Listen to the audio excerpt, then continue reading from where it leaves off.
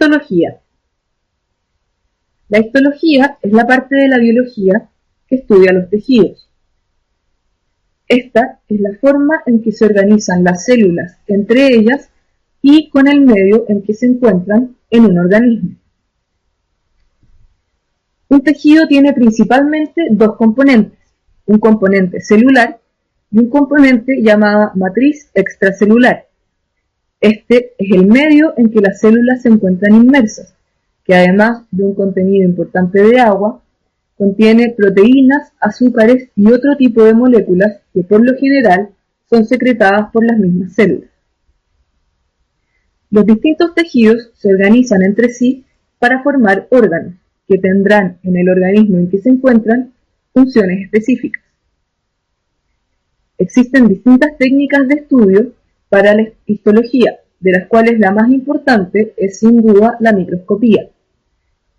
Entre la microscopía encontramos principalmente tres formas. La microscopía óptica, que nos permite ver los tejidos sin mucho aumento, pero con estructuras muy claras y, en algunos casos, con seres aún vivos. La microscopía electrónica de barrido nos permite ver muy bien la superficie celular. Y la microscopía electrónica de transmisión nos permite ver las estructuras internas de las células. Existen principalmente 4 tipos de tejido en los animales. El primero es el tejido epitelial, el cual se separa en dos grupos. El tejido epitelial de revestimiento es aquel que cubre prácticamente cualquier superficie en un organismo, ya sea la superficie que se encuentra al medio externo, como la superficie de órganos internos. Los epitelios tienen la característica de que están compuestos principalmente de células, con muy poco contenido de matriz, y las células se encuentran unidas de forma muy estrecha. En un epitelio de revestimiento existen distintos tipos, principalmente dados por la forma celular y por la cantidad de capas de células por que se encuentra compuesto. Otro tipo de epitelios es el epitelio glandular. Este tiene la principal función de secretar distintas sustancias, ya sea de forma endocrina, es decir, hacia el interior del flujo sanguíneo, o de forma exocrina, es decir, hacia una cavidad o el exterior del cuerpo.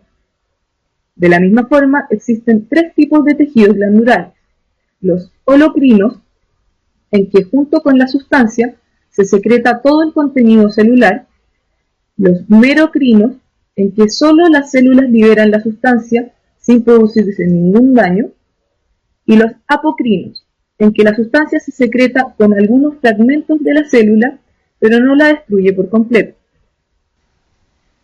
Un segundo tipo de tejido corresponde al tejido conectivo. Este es el que se encuentra de forma más abundante en la mayoría de los organismos, y por lo tanto es el que tiene más diversidad en estructura y función. El tejido conectivo se caracteriza por tener mayor contenido de matriz extracelular que de células. Los principales elementos celulares de este son los fibroblastos, que son células justamente con la función de secretar los elementos de la matriz.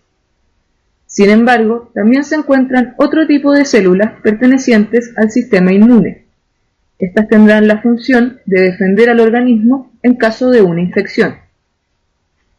Los principales elementos en la matriz extracelular corresponderán a las fibras de colágeno y las fibras de elastina. Estas serán proteínas con la función de proveer de resistencia y elasticidad al tejido. Entre los principales tejidos conectivos que encontramos en el organismo está el tejido conectivo propiamente tal. Este se puede dividir en tejido conectivo denso o laxo, dependiendo de la cantidad de fibras que tenga. El tejido que vemos en esta imagen corresponde a un tejido conectivo denso. Las figuras moradas corresponderán a los núcleos de células, en su mayoría fibroblastos, mientras que la sustancia roja corresponde a las fibras de elastina y colágeno. Un segundo tipo de tejido conectivo es el tejido adiposo. En este nos encontramos con un tipo de células llamadas adipocitos, que tienen gran contenido de lípidos.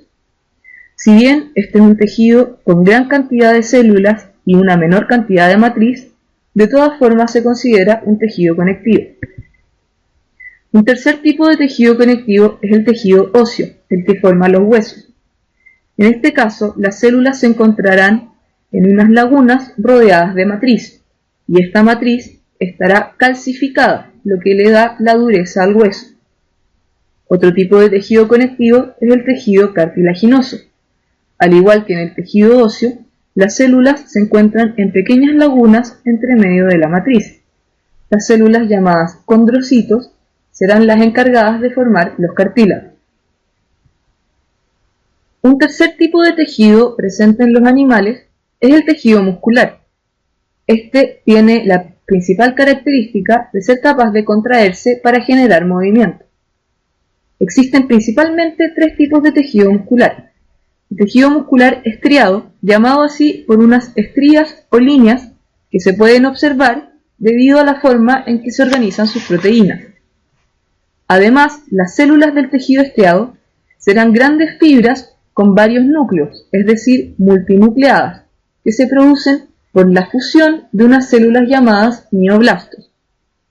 El tejido estriado, también llamado esquelético, es aquel que se encuentra en los músculos de movimiento voluntario, como por ejemplo los de las extremidades. Un segundo tipo es el tejido muscular liso. En este caso, las células son de menor tamaño y tienen solo un núcleo cada una. El tejido muscular liso no tiene estrías, ya que las proteínas se organizan de distintas formas, y es el que se encuentra presente en todos los lugares de movimiento involuntario, como por ejemplo el tubo digestivo o los vasos sanguíneos. Un tercer tipo es el músculo cardíaco. Este corresponde a un tejido estriado, ya que la forma de organización de sus proteínas es similar a la del tejido esquelético. Es un tejido que se encuentra únicamente en el corazón y sus células tienen una forma particular con uno o dos núcleos. Un último tipo de tejido corresponde al tejido nervioso. Este probablemente es el tejido de mayor complejidad.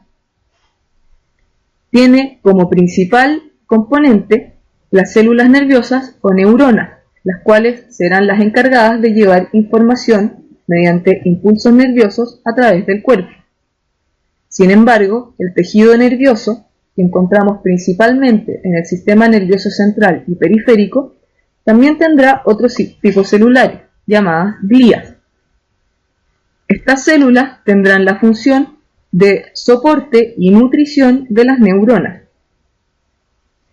La matriz del tejido nervioso, compuesta de distintos tipos de fibras, se llamará neuropilo y será la encargada de darle la estructura a este tejido.